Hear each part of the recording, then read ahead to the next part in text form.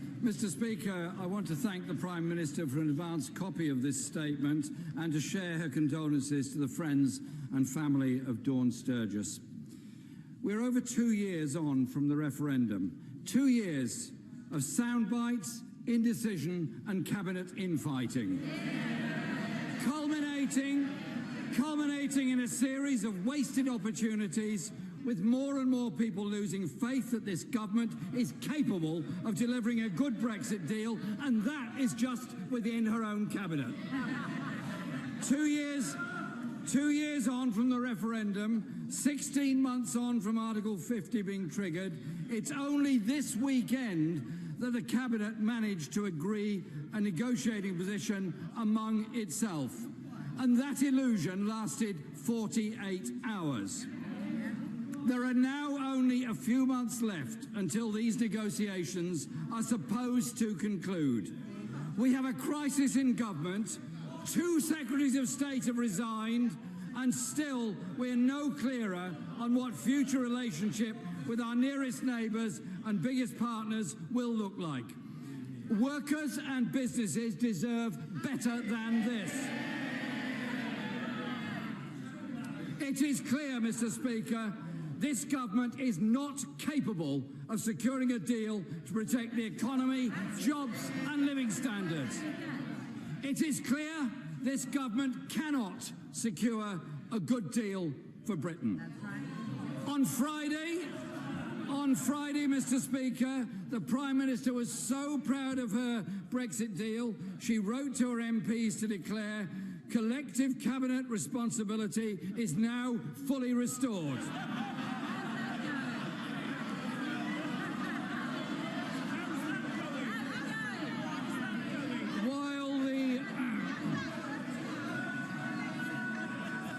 While the Environment Secretary added his own words and said, one of the things about this compromise is that it unites the cabinet.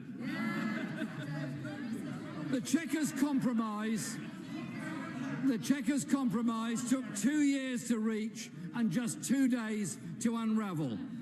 Mr. Speaker, how can anyone have faith in the Prime Minister getting a good deal with 27 European Union governments when she can't even broker a deal within her own cabinet?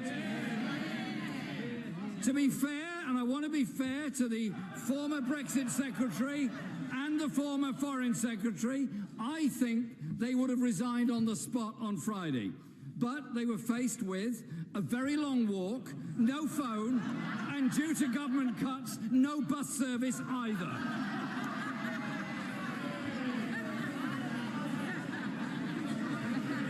So, I think they were probably wise to hang on for a couple of days so they can get a lift home in a government car. I also, Mr. Speaker, want to congratulate the Honourable Member for Esher and Walton on his appointment as the Secretary of State. He now becomes our chief negotiator on an issue that could not be more important or more urgent. But this new Secretary of State is on record as wanting to tear up people's rights. He said, and I quote, "I don't support the Human Rights Act. Leaving the European Union would present enormous opportunities to ease the regulatory burden on employers." And he is the one negotiating, apparently on behalf of this government in Europe. Mr. Speaker, this mess is all of the Prime Minister's own making. For too long, she spent more time negotiating the divisions in her party than she is putting any focus on the needs of our economy. The Prime Minister postured with red line after red line, and now, as reality bites, she's backsliding on every one of them. We were also given commitments that this government would achieve the exact same benefits and free and frictionless trade with the EU. Now those red lines are fading. And the team the Prime Minister appointed to secure this deal for our country have jumped the sinking ship. Far from strong and stable, There are ministers overboard and the ship is listing, all at the worst possible time. Mr. Speaker, if we look at the Prime Minister's proposals for the long-delayed White Paper, this is not a comprehensive plan for jobs in Britain and the economy the people of this country deserve. These proposals stop well short of a comprehensive customs union, something trade unions and manufacturers have been demanding. Instead, they float a complex plan that has already been derided by her own cabinet members as bureaucratic and unwieldy.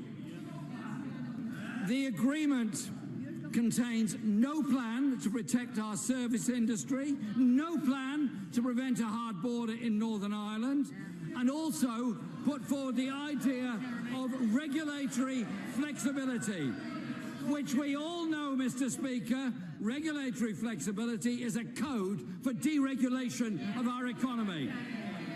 The government's proposals will lead to British workplace rights, consumer rights, food safety standards and environmental protections falling behind EU standards over time.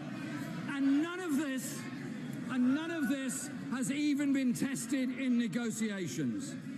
The Chequers Agreement now stands as a shattered truce, a sticking plaster over the cavernous cracks in this government. The future of jobs and investment are now at stake. Those jobs and that investment, are not a subplot in the Tory party's civil war.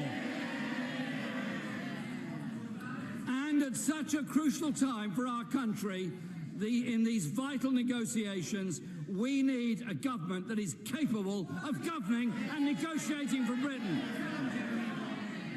For the good of this country and its people, the government needs to get its act together and do it quickly. And if it can't, make way for those who can.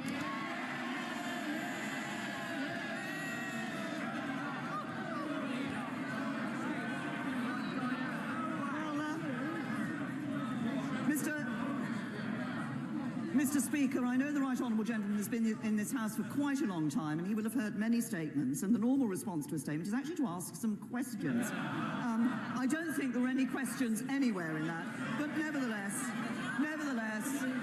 I will... Order. Members on both sides of the House should try to calm down. There's a long way to go, and as is my usual custom, I would hope to be able to call everybody who wants to ask a question, so people don't need to chunter from their seats when they can speak on their feet. The Prime Minister. Thank you, Mr. Speaker. Just on I will comment on a few of the points that the right honourable gentleman made. He talked about removing standards and lower standards in a number of areas, including employment.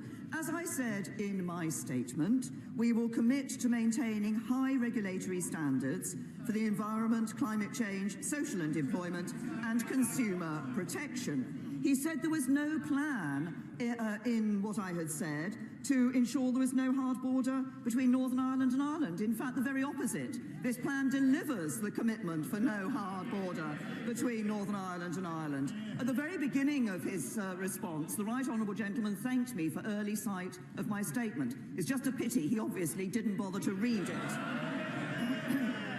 Can I also say, he says that this is 2 years on. This is the right honourable gentleman who said immediately after the referendum decision in 2016 that we should have triggered Article 50 immediately with no preparation whatsoever. He talks about delivery. Well, I might remind him that we delivered the joint report in December, we delivered the implementation plan in March, and now we stand ready to deliver on Brexit for the British people with the negotiations that we're about to enter into. He talks about resignations. Can I just remind him, I think he's had 103 resignations from his front bench. So I'll take no lectures from the right honourable gentleman. And when it comes to delivering on a strong economy, on jobs for the future, the one party that would never deliver a strong economy is the Labour Party, whose economic policies would lead to a run on the pound, capital flight, and the loss of jobs for working people up and down this country.